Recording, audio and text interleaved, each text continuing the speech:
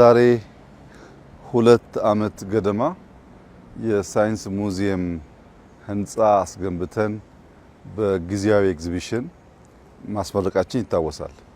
ላለፉት 2 ዓመት ፕላስ ኦር ማይነስ ገደማ የኤግዚቢሽኑ ዋነኛ ዓላማ ፐርማነንት ኤግዚቢሽኑን ለመስራት የወሰደብን ጊዜ ነው። ህንጻውን ለመገንባት ከወሰደብን ጊዜ በላይ የወሰደብን ጊዜ ፐርማነንት ኤግዚቢሽኑን መስራት ነው። በዚህ ሳይንስ ሙዚየም 5 ፐርማነንት ኤግዚቢሽኖች አሉ። የመጀመሪያው ሴክሽን አርቲፊሻል ኢንተለጀንስ ለጤና፣ ለግብርና፣ ለስማርት ሲቲ፣ ለሰርቪሶች ለምሳሌ የሆቴል የካፌ ሰርቪሶች በሮቦቲክስ እንዴት ኤአይ ሰርቪስ መስጠት እንደሚችል የሚያሳይ አካባቢ ነው። ኤአይ ከየት ተጀምሮ የት እንዳለና ወዴት እንደሚሄድ በዝርዝር ማስተማር የሚችል ቦታ ነው። ከኤአይ ሴክሽን ስንወጣ ሁለተኛው ሴክሽን የኢንቫይሮንመንት ሴክሽን ነው። የሰው ልጅ በተፈጥሮ ሕግ ከተፈጥሮ ጋር ተስማምቶ መኖር ሲገባው ኃላፊነቱን በወጉ መወጣት ካልቻለ እና የተፈጥሮን ሕግ ከሳተ የሚያስከትለውን ኮንሲኩዌንስ ያሳያል። ለምሳሌ መጥረቢያ ስላለ ብቻ ዛፉን ብትቆርጠው ውሎ አድሮ በዝናብ እጥረት ይቀጣሃል።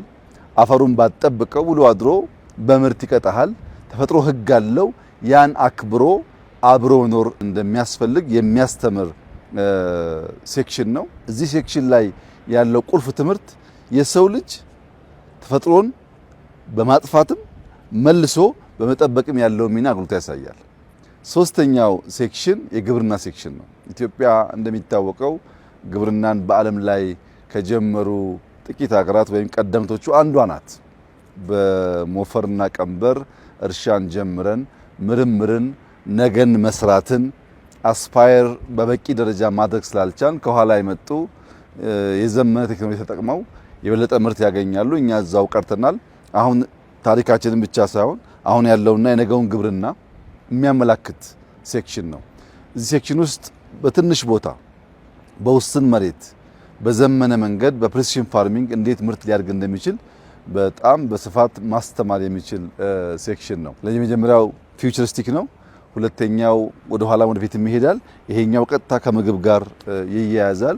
ኢትዮጵያ እንደ ጤፍ፣ እንደ እንሰት፣ እንደ ቡና ያሉ የተፈጥሮን ጸጋዎች ለዓለም ያስተዋወቀችና የሰጠች ሀገር ናት። እነዚያን ሁሉ እውቀቶች ልጆቻችን እንዲያውቁ ያስችላል። ከዚያ ሲወጣ ያለው ሴክሽን የውሃና ኤነርጂ ነው።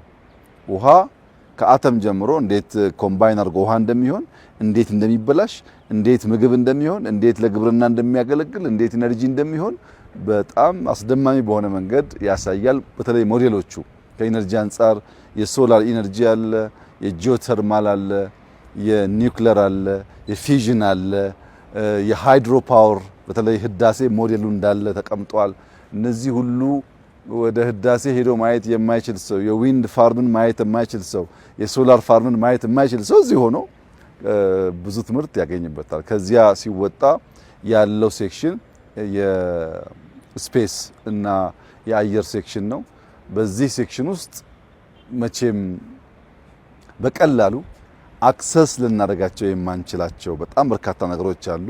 ሄሊኮፕተር የሊዮናርዶ የጣሊያን ኩባንያ የሰጠን የሲሙሌሽን አለ። ማንም ሰው ሄሊኮፕተሩን ትክክለኛው ሄሊኮፕተር ገብቶ እያበረረ ማየት ይችላል። የአስትሮኖት ስፔስ እንዴት እንቅስቃሴ እንደሚደረግ ዘሆል ሲስተሙን ስፔስ ውስጥ እንዳለን እያሰብን የምናይበት ማቴሪያል አለ። ከዛ ደግሞ የቦይንግ 777 ሲሙሌሽን ደግሞ ኦሪጂናሉ አለ ምን በርበት። ከዛ አልፎ በጣም በርካታ የኤር ትራፊክ ማኔጅመንት ሲስተምን የሚያሳይ የዩኤቪን ማኒፋክቸሪንግ እና ቴክኖሎጂ የሚያሳይ በጣም ብዙ አስደማሚ ነገሮች አሉ። በድምሩ እነዚህ 5 ሴክሽኖች 2 ዓመት የፈጀበት ዋነኛው ምክንያት እነዚህን እቃዎች አሟልቶ ፐርማነንት ኤግዚቢሽን ለመጀመር በጣም ከፍተኛ ሪሶርስ ይፈልጋል። በውስጥ የያዘው ሀብት ህንፃውን 2፣ 3፣ 4፣ 5 እጥፍ ይበልጣል። ህንፃው ያለው ዋጋና በውስጥ ያለው ዋጋ አንድ አይደለም። የስፔሱን ብቻ እንኳን ብንወስድ የኤር ዲፓርትመንቱን ብቻ ብንወስድ ጂኢ አዲስ ኢንጂን አስቀምጧል። በጣም ውድ ነገር ነው። የ777 ሲሙሌሽን በጣም ውድ ነው። የሊዮናርዶ ሲሙሌሽን ሄሊኮፕተር በጣም ውድ ነገር ነው። እነዚህ ብቻ እንኳን በጣም ብዙ ብር ያወጣሉ ከህንፃው አንጻር ሲታይ። በዚህ ምክንያት ነው ላለፉት 2 ዓመታት ገደማ ከተለያየ ስቴክሆልደርስ እየተባበር በእኛ አቅም ብቻ የተሰራ ጉዳይ አይደለም። በዚሁ አጋጣሚ ጀነራል ኤሌክትሮኒክስ ጂን እንዲሁም ቦይንግን፣ ሊዮናርዶን፣ የተለያዩ ፈረንሳይ የዩኤኢ ኩባንያዎችን በሀገር ውስጥም ያሉ ኩባንያዎች ይህ ስራውን እንዲሁ የተባበሩንን እጅግ አድርጌ ማመስገን እፈልጋለሁ። ጂ ባያግዘን፣ ቦይንግ ባያግዘን፣ ሊዮናርዶ ባያግዘን አሁን የምናየውን በጣም ውድ እቃዎች በእንደዚህ ባለ ጊዜ ውስጥ ልናሟላ አንችልም። በጣም በጣም በጣም ጠቃሚ ነገርና ነገን የምንሰራበት ሙዚየም እዚህ ነው ያለው። ኢትዮጵያውያን ነገን መስራት ነገን መለወጥ ከፈለጉ ልጆቻቸውን እዚህ ስፍራ ሊያመጣቸው ይገባል። ልጆች እዚህ ሲመጡ እንደኛ አይደሉም። ኢንተራክቲቭ ስለሆነ እያዩ እየነኩ በጣም በርካታ ነገር ይማራሉ። ከዚያም የነገ ማንነታቸው ሊወጣ ይችላል። ህጻናት ፓይለት መሆንን በሰማይ ላይ አየር እያዩ ከመመኘት አየሩን እያበረሩ የሚመኙ ይሆናሉ ማለት ነው። እየነኩት እያዩት ይመኛሉና ለልጆቻችን በጣም በጣም ጠቃሚ ነገር ነው። እንደ እውነት ለመናገር በድፍን አፍሪካ እንደዚህ ያለ የተሟላ ሳይንስ ሙዚየም ማግኘት አይቻልም።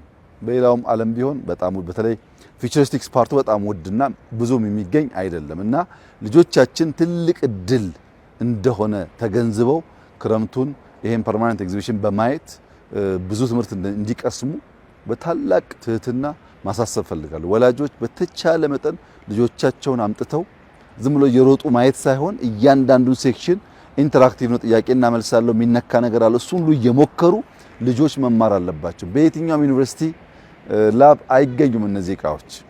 ይሄን እያየ ያደገ ልጅ በፍጹም እንደኛ አይሆንም። ይሄን እያየ ያደገ ልጅ ቴክኖሎጂ ብርቁ ተከታይ አይሆንም። ቢያንስ በደንብ የሚጠቀም ይሆናል። ከዚያም ቢሻገር የሚፈጥር ነው የሚሆነው።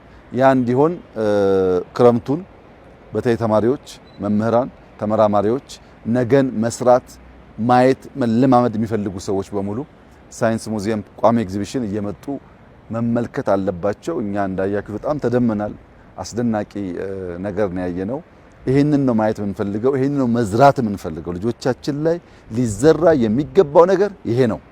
ይሄ ደግሞ መልካም ነው። ይሄ ደግሞ ዕውቀት ነው። ይሄ ደግሞ ጥበብ ነው።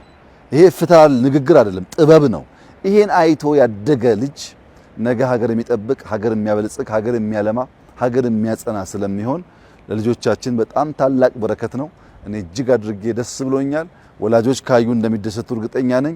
እዚህ ቦታ በመምጣት በማየት እንዲማሩ፣ ልጆቻቸው ላይ መልካም ዘር እንዲዘሩ አደራ ማለት ፈልጋለሁ። እጅግ አድርጌ አመሰግናለሁ።